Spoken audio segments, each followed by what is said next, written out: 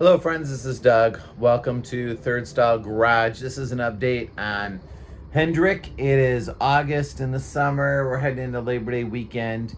If you've been following along on this restoration of a 66 Beetle convertible named Hendrick, you know that we're taking a pause for the summer. We took the car as far as Dale and I could get it and shipped it off to a contact we made of somebody who's a professional at this, and they're doing the last little bit of the body work on it. So we are in a holding pattern for the summer, and which is fine. We've both got other things to be doing and are patiently waiting for the progress to be done, and then it's going in for paint. And then we have the really fun project of reassembly, which is going to be awesome.